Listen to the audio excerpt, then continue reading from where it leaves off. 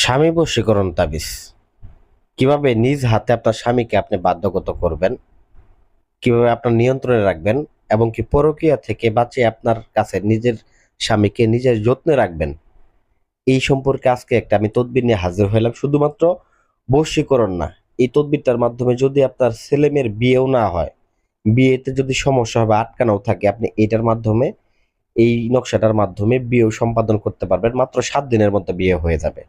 আর বশীকরণ, স্বামী বশীকরণের ক্ষেত্রে বা যে কোনো নারী পুরুষ বশীকরণের ক্ষেত্রে এইটা মাত্র 7 ঘন্টা সময় লাগবে। 7 ঘন্টার মধ্যে বাধ্যগত হবে।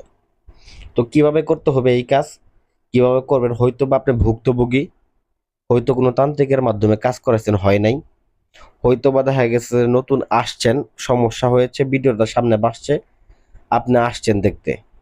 তো ভাই, আপনার সমস্যা যদি সমাধান করে অ্যাকচুয়ালি নিয়ত থাকে, সেক্ষেত্রে ভিডিওটা প্রথম থেকে শেষ পর্যন্ত দেখবেন।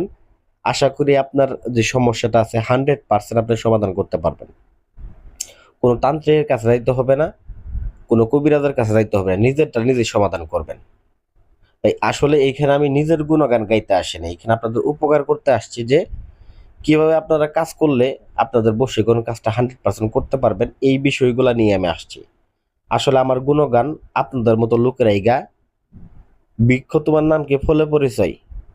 তো আসলে ফলটা যারা ভোগ করে তারাই আসলে সেই বৃক্ষের গুণগান গায়। ঠিক আছে, তো যাই হোক, আমার গুণগান আমি গাই না, আমি আপনাদের বিষয়ে কাজের বিষয়ে আলোচনা করতেছি। তো এখন কাজটা কিভাবে করবেন, কোন সময় করবেন? তো বিশেষ করে এই কাজটা করার পূর্বে অবশ্যই আপনাকে কিছু সামগ্রী সংগ্রহ করতে হবে। এক, আপনাকে যে জিনিস সংগ্রহ সেটা হচ্ছে গমের আটা। গমের আটা সংগ্রহ করবেন, নকশাটা নেবেন এবং বিশেষ করে নাম ব্যবহার করুন। যদি নির্দিষ্ট ব্যক্তিকে বশ করেন সেক্ষেত্রে নাম ব্যবহার করবেন। তো আমি আগে নির্দিষ্ট ব্যক্তিকে বশের ক্ষেত্রে ব্যবহার করি।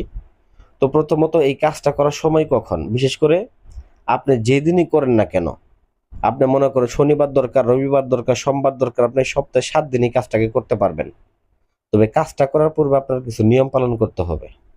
তো যেদিন আপনি কাজটা করবেন মনে রাখবেন ওই দিন আপনাকে আমিষ খাবার খাওয়া যাবে না।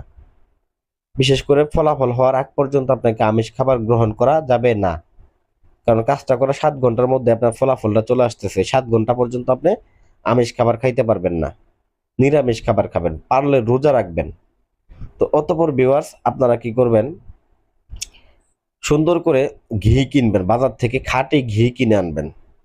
খাঁটি ঘি দ্বারা, খাঁটি ঘিয়ের মধ্যে আখের রস অথবা বাজারে কিনতে পাওয়া যায় মিঠাই, ভালো মানের মিঠাই আপনারা কিনে আনবেন। আনার পরে মিঠাইটাকে গলিত করবেন।